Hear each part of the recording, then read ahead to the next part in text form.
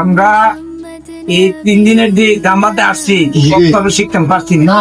এখন আমরা যদি সিল্লাত যাই 40 দিনে যাই তাহলে আমরা শিখবার একটা লাইন আছে, কিন্তু আমরা যতদিন আল্লাহ আয়াত আমরা দিয়া যা প্রতিদিন আল্লাহ ইবাদত করবার আমরা একটা আশা আছে, কিন্তু কিভাবে নামাজ পড়ব, কিভাবে কোরবান কিভাবে সেবা যত্ন করব, কিভাবে একজনের সাথে মার সাথে কি কথা বলবো, বাবার সাথে কি কথা বলবো, শিখতে আপনারা 9 তারিখের কথা বল।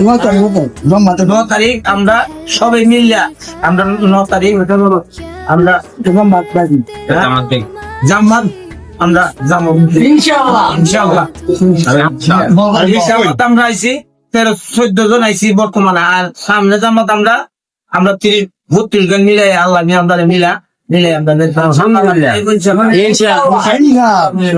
আলহামদুলিল্লাহ সবাই রাজি ইনশাআল্লাহ, সবাই রাজি ইনশাআল্লাহ।